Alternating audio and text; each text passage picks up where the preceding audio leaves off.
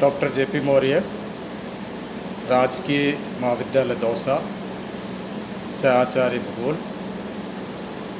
विद्यार्थियों, कल के वीडियो में पिछले वीडियो में मैंने मानव भूगोल के मूल सिद्धांत के बारे में आपको बताया था। मानव भूगोल के मूल सिद्धांत 3 है। इसमें क्रियाशीलता का सिद्धांत या परिवर्तन का सिद्धांत, 2 नंबर है पार्थिव एकता का सिद्धांत, तीसरा था वातावरण समायोजन का सिद्धांत। कल के वीडियो में आपको क्रियाशीलता या परिवर्तन का सिद्धांत के बारे में विस्तार से बताया था। दूसरा आज पार्थिव एकता या अंतर संबंध का सिद्धांत। इस सिद्धांत के अनुसार वातावरण के विभिन्न तत्व एक दूसरे से आपस में घनिष्ठ संबंध रखते हैं। संपूर्ण पृथ्वी एक इकाई है और उसके विभिन्न भाग आपस में एक दूसरे से संयुक्त है। समस्त पृथ्वी पर एक से भौतिक नियम क्रियाशील है।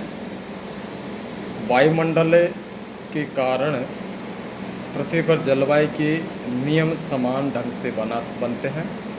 समान जलवायु में समान प्रकार की वनस्पति उगती है। प्राकृतिक तथ्यों की भांति मानव भूगोल के तथ्य भी एक दूसरे से संबद्ध है। प्रत्येक भौतिक वातावरण का असर मानव पर होता है और जब सभी जगह मानव अपना अनुकूलन करता रहता है। यह संभव है कि मानव अनुकूलन को विधियों में या अवस्थाओं में कुछ अंतर अवश्य होता है।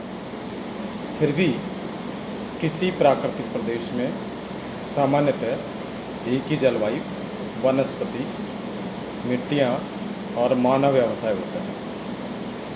प्रत्येक प्रदेश के समस्त जीवधारी आपस में वातावरण के साथ समायोजन स्थापित करते हैं और उनकी सत्ता होती है, जैसे भूमि की बनावट, जलवायु के तत्व, मिट्टियाँ, वनस्पति जगत, पशु जगत की पारस्परिक क्रियाएं एक दूसरे पर प्रभाव डालती है और इन सब के पारस्परिक सहयोग से प्रत्येक तत्व की सत्ता बनती है तथा परिवर्तित होती रहती है। वनस्पति की उत्पत्ति भूमि, जलवायु, मिट्टी पर निर्भर होती है। मिट्टी का वर्गीकरण वनस्पति के आधार पर होता है। वनस्पति से मानव व्यवसाय निर्धारित होता है। इस प्रकार वातावरण के विभिन्न तत्व एक दूसरे से संबंध और संगठित है। प्रत्येक प्रदेश के जीवधारी, वृक्ष, जंतु और मानव परस्पर मिलकर वातावरण से अनुकूलन करते हैं। रेडजेल, हम्बोल्ट, बर्गहोम, ब्लास और ब्रुन्स ने मानव भूगोल को पार्थिव एकता से संबंधित माना है। ब्लास और ब्रुन्स का कथन है कि किसी स्थान पर जितने भी जीवधारी जैसे वनस्पति, जंतु और मनुष्य होते हैं, उन सब में एक पारस्परिक संबंध होता है और ये सब अपनी परिस्थिति में समायोजन स्थापित करते हैं। पशु, वनस्पति और मानव में मानव श्रेष्ठतम है क्योंकि बुद्धि के द्वारा उसमें समायोजन की क्षमता है।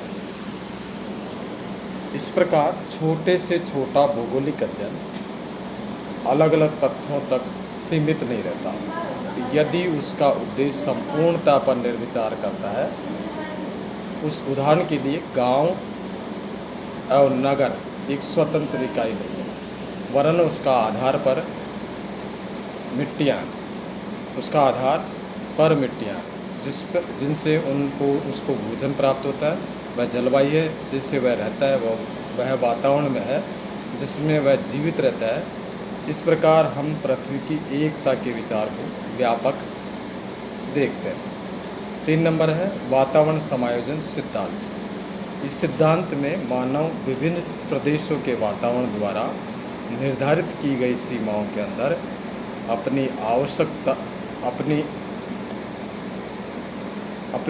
आवश्यकताओं, अपनी क्षमताओं और छांट यानी चॉइस के अनुसार वातावरण के साथ समायोजन करके उन प्रदेशों का क्षेत्र संगठन करता है। इसमें प्राकृतिक एवं सांस्कृतिक वातावरण के साथ साथ अनुकूलन और रूपांतरण की प्रक्रियाएं करता है। यही वातावरण समायोजन है। प्राकृतिक वातावरण मनुष्य के रहन सहन और क्रियाओं पर छांट की सीमाएं निर्धारित करते हैं और उन्हीं सीमाओं में मनुष्य अपने सामाजिक, आर्थिक और शारीरिक क्रियाओं का अध्ययन करता रहता है। प्राकृतिक और सांस्कृतिक वातावरण के तत्व मानव के भोजन, वस्त्र, निवास, व्यवसाय और सामाजिक संस्कृति पर प्रभाव डालते हैं। अब वातावरण समायोजन दो पहलू हैं, एक है अनुकूलन, दूसरा है रूपांतरण। अनुकूलन का अर्थ है मानव अपने आप को वातावरण के अनुकूल बनाता है, इसे स्वयं परिवर्तन भी कहते हैं। अनुकूल में आंतरिक और बाहरी क्रियाएं होती है। आंतरिक अनुकूलन और ऐच्छिक अनैच्छिक दो प्रकार की होती है। रूपांतरण भी दो प्रकार के होते हैं, पहला है प्राकृतिक, दूसरा सांस्कृतिक वातावरण का रूपांतरण। अब वातावरण समायोजन, अनुकूलन, रूपांतरण। अनुकूलन में आंतरिक अनुकूलन, बाहरी अनुकूलन। अब आंतरिक अनुकूलन भी दो है, ऐच्छिक अनैच्छिक। अब इसका दूसरा है रूपांतरण। रूपांतरण दो प्रकार के होते हैं, प्राकृतिक वातावरण का रूपांतरण और सांस्कृतिक वातावरण का रूपांतरण।